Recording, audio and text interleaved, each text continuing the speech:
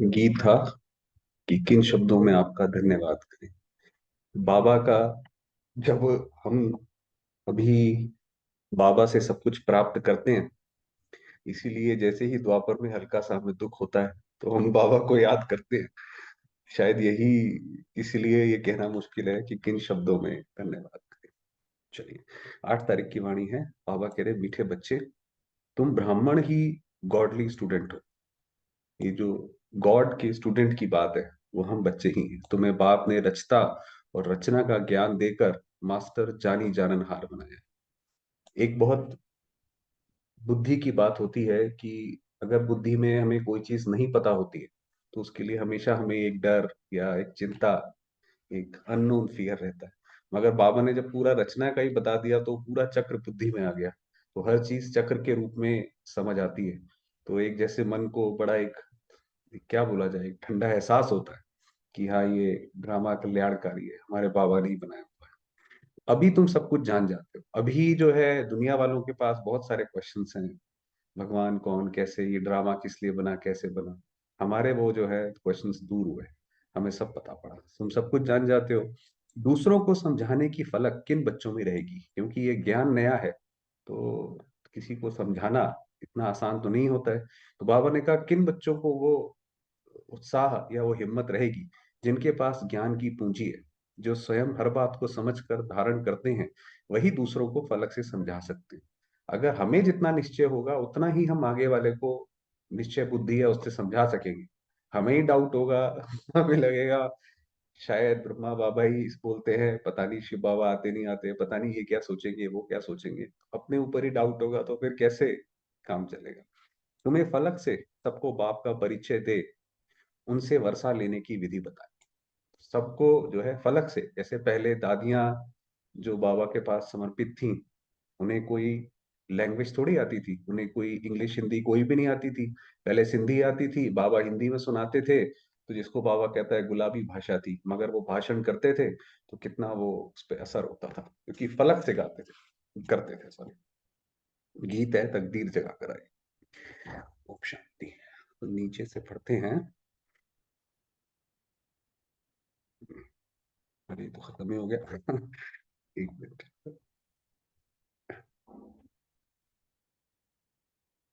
हम्म। तो बाबा कह रहे, तो नई दुनिया को रचने के लिए प्रजापिता भी चाहिए। रचना यहाँ रचनी है तो ब्रह्मा भी यहाँ का मनुष्य चाहिए। सूक्ष्म वतन से उतर नीचे तो नहीं आएगा। तो बाबा ने कहा, जब रचना यहाँ पे रचनी है तो यहीं का ही, क्या कहते हैं, शरीर चाहिए ना। सूक्ष्म वतन का शरीर तो नहीं चाहिए। कहते भी हैं, अभी ब्रह्मा की रात है, तो ब्रह्मा मुख वंशावली की भी रात। हम तो जैसे नारायण कृष्ण की या ब्रह्मा की प्रजा है। जहां जहां ब्रह्मा जी जाएंगे हम भी साथ साथ जाएंगे। उनकी रात हुई, हमारी भी रात होगी। अब अंत में बाप आए हैं दिन कर। बाबा अंत में आए हैं। ब्रह्मा की रात पूरी होती है तो बीके की रात भी पूरी होती है। बाबा की पूरी, हमारी भी पूरी। प्रजापिता ब्रह्मा तो ठीक है, वास्तव में सभी मनुष्य आत्माओं का बाप परमात्मा को कहा जाता है। सभी उनको गॉड फादर, परम पिता, परमात्मा कहते हैं। सेंसिबल मनुष्य जब गॉड फादर कहते हैं तो कोई मनुष्य को याद नहीं करते हैं। कोई समझदार, सेंसिबल माना, जब कोई समझदार व्यक्ति बोलता है कि हे भगवान या गॉड फादर को, तो उनकी बुद्धि में कोई मनुष्य नहीं आता। कोई तो कहते हैं वे ज्योति स्वरूप है, ब्रह्म है। हर एक बाबा को, भगवान को अलग अलग तरीके से याद करते हैं। कोई मनुष्य, कोई ज्योति, कोई ब्रह्म। ब्रह्मा विष्णु शंकर को तो ब्रह्म नहीं कहेंगे। तो पहले पहले परिचय देना है अपना, कि हम बी के हैं, कि हम अपना परिचय दें। ब्रह्मा को भी परम पिता परमात्मा रचते हैं, फिर ब्रह्मा मुख से ब्राह्मणों को रचा। तो प्रजापिता है तो जरूर। तो ये जो अभी ब्रह्मा बाबा ने यज्ञ में पूरा स्वाहा करके जो हम बच्चों को रचा, तो ये क्या प्रजा ही तो रची ना। वहां पे तो प्रजा और बच्चे एक बराबर है, तो इसलिए वो प्रजापिता कहलाया। तो हम भी जितना ऐसे बाबा की तरह स्वाहा होकर प्रजा बनाएंगे तो हम भी वहां पे ऐसा पद मिलेगा। प्रजापिता है तो जरूर बहुत संतान होंगी। इस रीति से जरा बढ़ता रहता है। तो ये जो ये वृक्ष है, ये बढ़ता रहता है। ब्राह्मणों का वर्ण बदल सतयुगी देवता बनते हैं, क्योंकि बाप बैठ ब्राह्मणों को राजयोग सिखलाते हैं। बाप कहते हैं, तुम मेरे द्वारा मुझे और मेरी रचना को जानने से सब कुछ जान जाते हो। अब हमने जैसे ऊपर भी बाबा ने बोला कि अब हम सब कुछ जान गए, अब हमारे मन में कोई प्रश्न रहा नहीं अंदर तक भी, बाकी कुछ जानने के लिए नहीं रहता। इतना बड़ा इम्तिहान पास कर लेते हो, अर्थात मास्टर जानी जाननहार बन गए। गॉडली स्टूडेंट सिर्फ ब्राह्मण ही होते हैं, देवताएं, वैश्य व शूद्र कोई भी गॉडली स्टूडेंट नहीं होते। ये जो भाग्य है, ये हर कल्प का, ये जैसे कि हमारा भाग्य लिख दिया गया कि हम हर कल्प जो है गॉडली स्टूडेंट रहेंगे, भगवान आएगा तो हम उसकी लीला देखेंगे। भगवान उवाच होता ही ब्राह्मणों प्रति है। ये अगर कृष्ण भगवान हो तो भी किनो प्रति, कृष्ण भी हो तो वो किसके प्रति बोलेंगे? जरूर ब्राह्मण जी। तो प्रजापिता द्वारा ब्राह्मण रचते हैं। बाबा ने पूरा एक्सप्लेनेशन दिया कि प्रजापिता द्वारा ही रचते हैं और प्रजापिता यहाँ है। रुद्र ज्ञान यज्ञ भी ब्रह्मा ही रचते हैं, कृष्ण ज्ञान यज्ञ तो कभी नहीं कहते। तो पहले पहले समझाना है कि हमको पढ़ाने वाला स्वयं परम पिता परमात्मा है, जो ही ज्ञान सागर। तो ये समझाना है, वही हमारा बाप टीचर सतगुरु है। फिर इसमें कोई उल्टा सुल्टा प्रश्न उठाने की दरकार ही नहीं, कि जिसने, हमने जब पहले उन्हें ज्ञान सुनाया शिव बाबा का, कि वो शिव बाबा है, ज्ञान का सागर है, अगर ये पॉइंट उन्हें समझ आ गया फिर कोई सवाल नहीं पूछेंगे। अगर वही नहीं आया तो फिर तो बहुत पूछेंगे। तो इतने ढेर वीके हैं, कोई एक दो तो नहीं है। पहले पहले पढ़ाना ही अल्फ है, अल्फ माना अल्लाह। अल्फ बगैर मनुष्य कुछ भी जान नहीं सकते। भगवान को नहीं समझा, फिर तो छोड़ दो, फिर तो समझो वो हमारे घर की आत्मा है नहीं। उन्हों को समझाना चाहिए कि परम पिता परमात्मा शिव ब्रह्मा मुख द्वारा ब्राह्मण रच रहे हैं।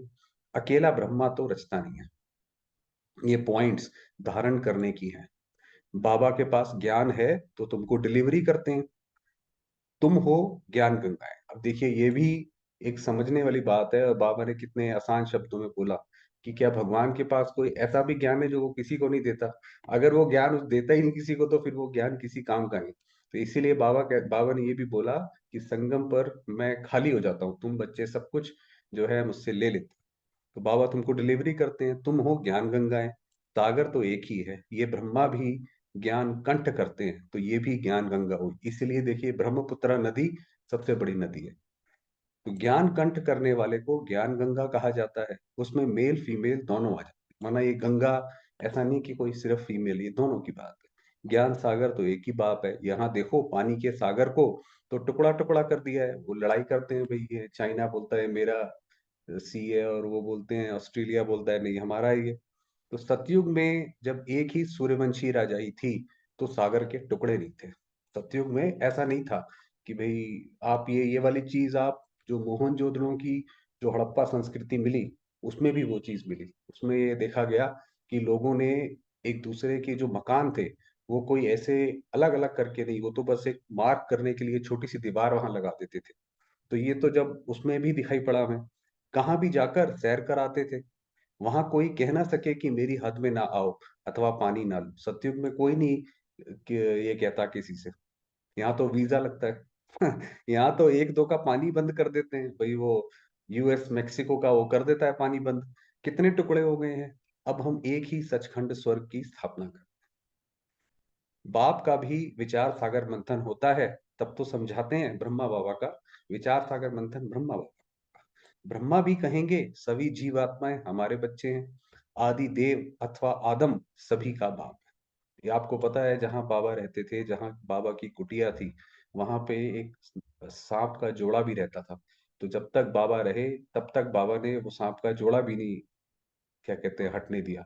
बाबा ने कहा ये भी बाबा का बच्चा है। आप सोचो जरा, ये है ब्रह्मा की आत्मा, ये है आदि देव। तो बाबा ने कहा वो सभी का बाप है।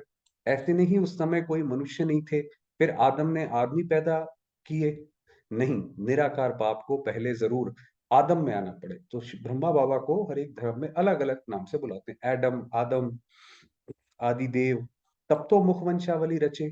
बाकी ऐसे नहीं कोई मुख से निकल आए, वहां नासिका व पवन से पैदा हुए। तो पूरा एक्सप्लेनेशन अभी इस बात का है कि वो मुख से, ये तो दिखाते हैं कि ब्राह्मण मुख से पैदा हुए ब्रह्मा के, मगर मुख से कैसे हो गए, तो उसमें तो बाकियों का भी दिखाते हैं भी नासिका से हुए वो। ये सब है भक्ति की बात। भक्ति में सब कुछ श्रद्धा की बात है। तो जिसने जो जैसा बोला बहुत अच्छा, बस उसी को मानिए। मनुष्य तो कच्छमच्छ को भी पूछते रहते हैं। तो पहली पहली बात है कि आत्माओं का बाप कौन है? वह जरूर स्वर्ग रचता हो। अब तो नरक है। अब हम स्वर्ग के लिए राजयोग सीख रहे हैं परम पिता परमात्मा का। ब्रह्मा भी उन द्वारा पढ़ रहे हैं, ब्रह्मा बाबा भी हमारे साथ ही पढ़ रहे हैं। परम पिता परमात्मा सभी आत्माओं का बाप है। ब्रह्मा जीव आत्माओं का बाप। शिव बाबा सभी आत्माओं का बाप है। वो अपनी ऊर्जा सबसे पहले देता है ब्रह्मा को, और फिर ब्रह्मा आगे देता है। जैसे घर में हस्बैंड वाइफ होता है तो हस्बैंड कमाता है, सबसे पहले सैलरी वाइफ को देता है, और वाइफ फिर बच्चों के ऊपर खर्च करती है। उसी तरीके से जो शिव बाबा है वो फादर है, और वो ब्रह्मा को सारी एनर्जी पहले देता है, और फिर वहां से आगे जो है वो डिस्ट्रीब्यूट होती है। तो इसलिए ब्रह्मा जीव आत्माओं का बाप है। हम उनकी मुख वंशावली ब्रह्मा कुमार और ब्रह्मा कुमारी हैं। हमको ज्ञान फिर भी ज्ञान सागर बाप ही देते हैं। तो बाबा, अब ये ब्रह्मा बाबा बीच में आते हैं, वो हमारा ध्यान फिर दोबारा शिव बाबा की तरफ ले जाते हैं। तो हम श्रीमत पर चलते हैं। वह तो नामी ग्रामी है, जो ब्रह्मा की मत नामी ग्रामी है ना, ब्रह्मा की मत मशहूर है। ऐसे कभी नहीं कहा जाता कि विष्णु भी उतर आए तो तुम नहीं मानेंगे। ये ब्रह्मा के लिए ही कहा जाता है, कि ये ऐसे ही बोलते हैं कि ब्रह्मा भी उतर आए ना तो भी तुम नहीं मानोगे, तो ब्रह्मा के लिए कहते हैं। उनको ज्ञान देता है शिव। तो ब्रह्मा के पास इतने शास्त्र, वो दिखाते हैं टीवी में कि इतने शास्त्र थे, उनको ज्ञान मिला शिव से। तुम भी श्रीमत पर चल श्रेष्ठ। बाप समझाते हैं, मैं आकर देवता धर्म की स्थापना करता हूँ। ये जो आर्य समाजी इतनी खिटपिट करते हैं, क्योंकि पहले आर्य समाजी बहुत ब्रह्मा कुमारी इसके विरोध में रहते थे, अब तो नहीं हुआ, रह गया। पहले बहुत, जब बाबा आए थे तो वो बहुत विरोध करते थे। तो उनको बोलो, तुम देवताओं को तो मानते नहीं हो, उनको खंडन करने वाले हो, हम हैं देवी देवता धर्म के। और आपको पता है कि इतना सब अपोज होता था, मगर शिव बाबा आके जरूर कुछ ऐसा बोल जाते थे, और फिर लोग ब्रह्मा बाबा से आके जो है उसकी वो करते थे। एक बार इंडिया चाइना का या पता नहीं किसका युद्ध चल रहा था, शायद इंडिया चाइना का ही था। तो शिव बाबा ने बोला कि ये देखो जमीन के टुकड़े के लिए लड़ते हैं। तो वहां से फिर गवर्नमेंट ऑफिशियल्स आ गए कि आप ऐसा क्यों। तो बाबा ने बोला कि उनको बोलो कि तुम तो देवी देवता को नहीं मानते हो, हम हैं देवी देवता धर्म के। तुम्हारा धर्म अलग है, देवी देवता धर्म अलग है। हर एक को फ्रीडम है अपने धर्म में कुछ भी करे। मुसलमानों का धर्म अलग है, वह बहुत डिबेट करते हैं कि तुम ऐसे क्यों करते हो। तो बाबा कहते हैं भाई ठीक है, आपको हमारा नहीं पसंद है, बहुत अच्छी बात है, तो मगर ये फ्रीडम ऑफ एक्सप्रेशन तो सबके पास है ना, तो ये तो आप हमारा फ्रीडम है। तो वैसे हमारा धर्म आदि सनातन देवी देवता धर्म है, उसका ही प्रचार करते हैं भाई, हम तो उसका ही करते हैं, तुम इंटरफेयर क्यों करते हो। आपको पता है जब पहले अपोज होता था, तो जो लोग होते थे वो लॉ के अगेंस्ट जाके भी जो है बाबा का वो करते थे। जिसको वो बोला गया कि जब मैं आता हूं तो मूढ़मती लोग मुझे गाली देते हैं, तो वो तक किया। तो बाबा ने कहा तुम इंटरफेयर क्यों करते हो, उन्हों को भी युक्ति से समझाना है। अब यहाँ पे युक्ति से बाबा जो हमें बता रहे हैं, वो तो अपने घर में जैसे बच्चों के साथ बात करी जाती, मगर बाबा कह रहे हैं किसी को आप समझाओ तो युक्ति से। ऐसा नहीं है कि ज्ञान ऐसा दो कि उसे लगे तो पत्थर मार दिया, ऐसे नहीं। उनसे डिस्कस करने की जरूरत नहीं है, डिस्कस करने माना डिबेट में जाने की जरूरत नहीं है। उससे वे समझेंगे नहीं, आप अगर इस जिद पे अड़ जाओ तो उससे वो समझेंगे नहीं। जो भी कोई आए तो बाप का परिचय दो, हम बाप से वर्षा ले रहे हैं, तुमको भी लेना हो तो आओ। ऐसे बोलो कि भाई ठीक है, बाप अमर लोक स्थापन कर रहा है, इसलिए तुमको पावन जरूर। तो उनको बोलो कि भाई लेना हो तो आओ, और जब वो तैयार हो जाए तो उसको उनको बोलो कि भाई पावन बनना पड़ेगा। बाप कहते हैं इस रावण पर जीत जरूर पानी है, हम शक्ति से ना जीत पाएंगे। हमारा उस्ताद कैसे हमको जीत पाना सिखला रहे हैं, हमारा उस्ताद शिव बाबा, वो हमें बताते जा रहे हैं। सो आओ तो हम तुमको भी समझाएं। अगर तुमको जीत पानी है तो तुम भी शक्ति दल में शामिल हो जाओ। उनको खुद ही और इनवाइट करो कि भाई आप भी आ जाओ, बाकी फालतू बातें मत करो। कि बाकी इधर उधर की बातें नहीं करो। परंतु ये फलक से कह वही सकेंगे जिनके पास ज्ञान की पूंजी हो। माना ये बात कहीं भी और सामने वाले को बुरा भी ना लगे, ये एक कला है, उसके लिए अपना भी निश्चय बहुत चाहिए। तो बाबा ने कहा वो ही कह सकते हैं, सिर्फ ऐसा नहीं कि खड़े होकर हम कह दें। अच्छा, मीठे मीठे सिकिलदे बच्चों प्रति माता पिता बाप दादा का याद प्यार, गुड मॉर्निंग। रूहानी बाप की रूहानी बच्चों को नमस्ते।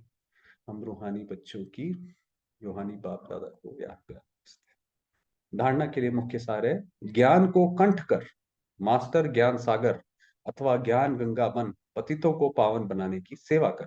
तो ज्ञान को ज्ञान की रीति से समझना है। जो बाबा जो बात बताते हैं, बाबा के साथ हमारा स्नेह है, उसमें श्रद्धा हो, अच्छी बात है वो। मगर जो ज्ञान है वो ज्ञान की तरह क्लैरिटी हो उसकी, उसमें फिर श्रद्धा नहीं आनी चाहिए, तो तब समझा पाएंगे। हर एक को बहुत युक्ति से समझाना है, वही बताया कि बाबा ने जैसे बताया, ऐसा नहीं किसी के सामने बोलो उसका मन ही खराब कर दो। बरसात आप देखिए दो तरीके से होती है। एक तो बरसात होती है, वो खेतों के लिए बहुत अच्छी होती है, उससे जलवायु भी अच्छी हो जाती है। कई कई बरसात ऐसी होती है, या तो इतनी पड़ेगी कि पूरी खेती खराब कर देगी, या इतनी जरा सी पड़ेगी कि कीचड़ कीचड़ कर देगी और कुछ काम नहीं है। तो बरसात भी जैसे इस तरीके से युक्ति से करना है, किसी से भी डिस्कस नहीं करना है, डिबेट, डिस्कस बाबा डिबेट, सबको बाप का परिचय दे। वरदान दिया प्योरिटी की पर्सनालिटी और रॉयल्टी द्वारा बाप के समीप आने वाले, क्योंकि प्रजापिता ब्रह्मा ने तो सबको रच दिया, तो हम करीब कैसे आएंगे? कि प्रजा तो मिल नहीं पाएगी, श्री नारायण तो महाराजा होंगे, महाराजा के नीचे राजा होते हैं, तो प्रजा तो मिल ही नहीं सकती श्री नारायण से। तो हम अगर बाबा के करीब जाना चाहते हैं, समीप जाना चाहते हैं, तो प्योरिटी की पर्सनैलिटी वाले देह अभिमानी भाव। जैसे शरीर की पर्सनैलिटी आत्माओं को देह भान में लाती है ना। जैसे शरीर का किसी का होता है, जिसको लगता है कि मेरा अच्छा शरीर है, तो वो सामने वाले को भी देह भान में लाता है। ऐसे प्योरिटी की पर्सनैलिटी देही अभिमानी बनाए बाप के समीप लाती है, बाबा ने कहा। प्योरिटी की पर्सनैलिटी आत्माओं को प्योरिटी की तरफ आकर्षित करती है। अगर आपका कोई क्वेश्चन है, कल बात कर सकते हैं फोन पे, इस नंबर पे व्हाट्सएप करके बात कर सकते हैं, है ना। तो प्योरिटी की पर्सनैलिटी आत्माओं को प्योरिटी की तरफ आकर्षित करती है। ऐसे ही जब हमारी भी प्योरिटी की पर्सनैलिटी होगी, तो वो फिर सामने वाली आत्मा को भी प्योरिटी की तरफ आकर्षित करेगी। प्योरिटी की रॉयल्टी धर्मराजपुरी की रॉयल्टी देने से छुड़ा देगी। ये आपको पता है श्रीमद् भगवत गीता क्यों बोला गया? श्रीमद् या सर्वशास्त्रमयी गीता उसको इसलिए बोला जाता है कि वो भगवान का गीत है। और इसीलिए देखिए कि बाबा जितनी भी बातें बताते हैं, वो सारी राइम कर करके बताते हैं। जैसे इसमें बताया प्योरिटी की पर्सनैलिटी, फिर बताया प्योरिटी की पर्सनैलिटी और धर्मराजपुरी की रॉयल्टी। तो आप देखेंगे पूरा राइमिंग है, इसीलिए उसको गीता बोला गया, कि गीत। तो इसी रॉयल्टी अनुसार भविष्य रॉयल फैमिली में आ सकेंगे। माना जितनी प्योरिटी हमारे अंदर होगी, उतना ही हम श्री नारायण के नजदीक होंगे। देही अभिमानी बच्चे इस पर्सनालिटी द्वारा बाप का साक्षात्कार कराने वाले रूहानी दर्पण बन जाते। माना जो बच्चा देही अभिमानी है, तो ब्रह्मा बाबा कैसे थे बाकियों को तो किसी को पता नहीं, किताब पढ़ के भी चलो थोड़ा पता चल सकता है, मगर हमारी पर्सनालिटी देख के उन्हें पता पड़े कि इनके जो बाबा थे वो ऐसे थे, तो जैसे वो रूहानी दर्पण बन जाते हैं। ये है दर्पण। स्लोगन दिया हर एक की विशेषता को देखने का चश्मा सदा लगा रहे, तो विशेष आत्मा बन जाएंगे। अगर हम विशेष आत्मा बनना चाहते हैं, विशेष आत्मा माना श्री नारायण के समीप या जो भी बोला जाए, तो फिर हर एक की विशेषता देखो। जैसे बाबा जो है सबकी विशेषता देखते हैं, ऐसे। बाकी समय हुआ है, तो बाबा बहुत अच्छी बोली। चलिए।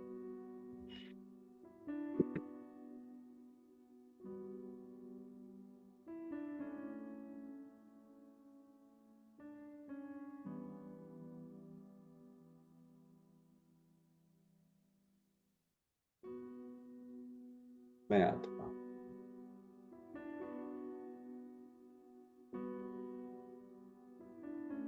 ज्योतिर्बिंदु,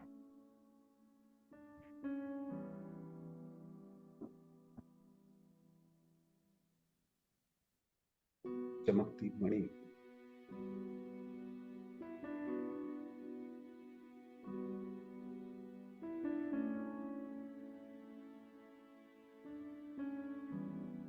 शांत स्वरूप,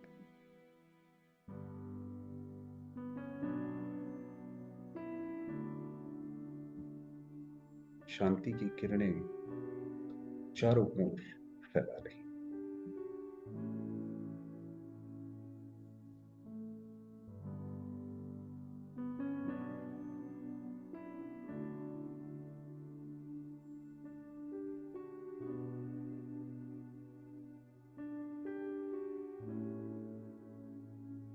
मैं आत्मा शांति का सूर्य हूं।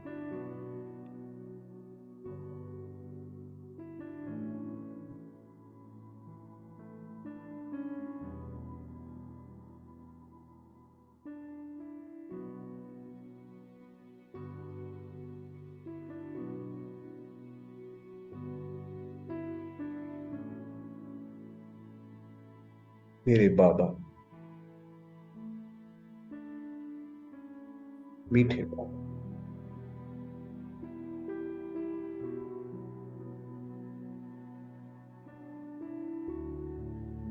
जो कि गुणों के सागर हैं।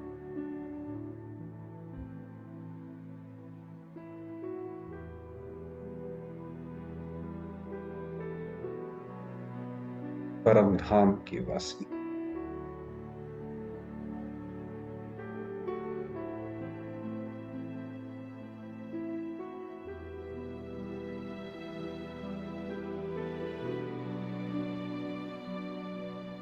जिनका प्रकाश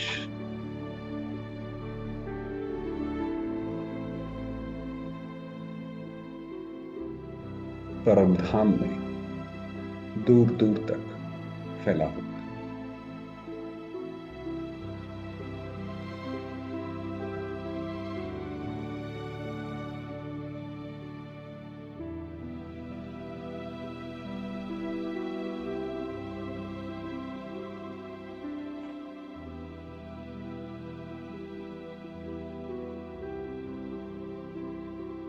मैं आत्मा हूं।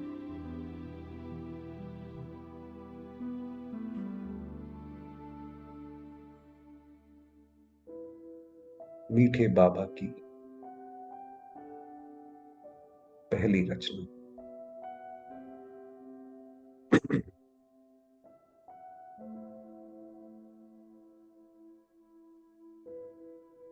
उनकी किरणों में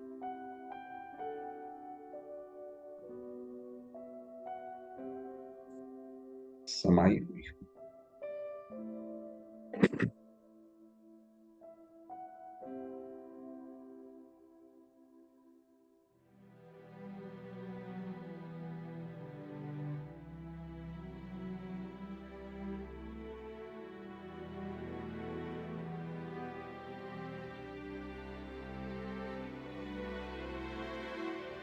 उनकी असीम कृपा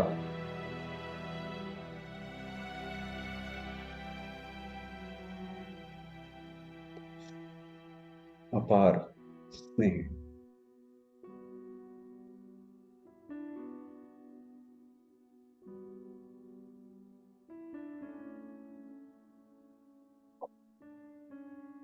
मुझे आत्मा पर बरस।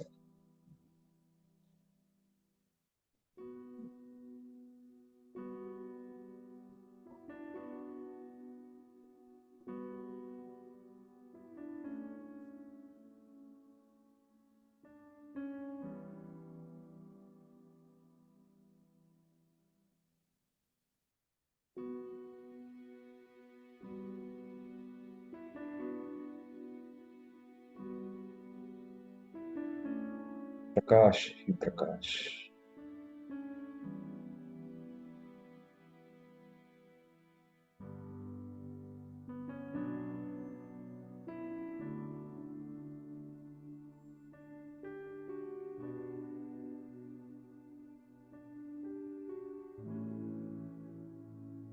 बाबा की शक्तियों को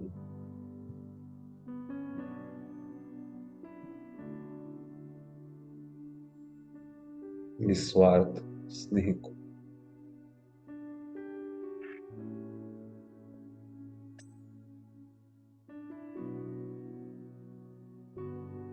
स्वयं में समाती जाती।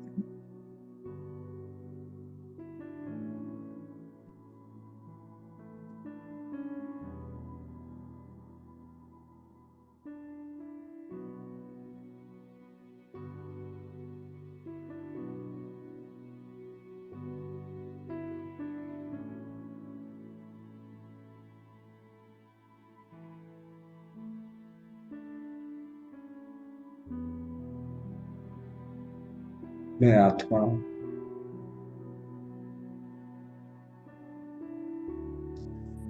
दिव्य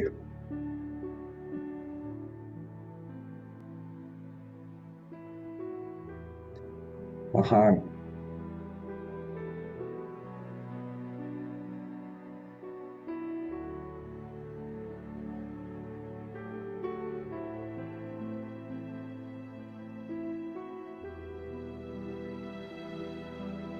मीठे बाबा के स्नेह की अधिकारी।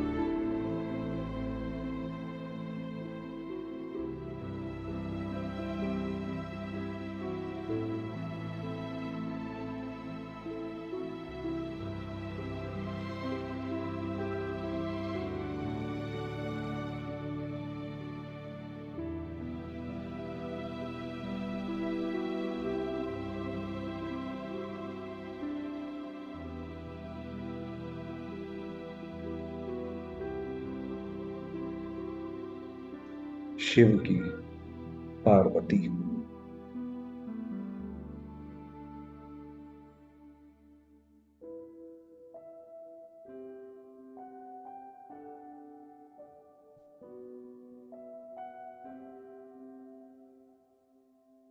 ओम शांति।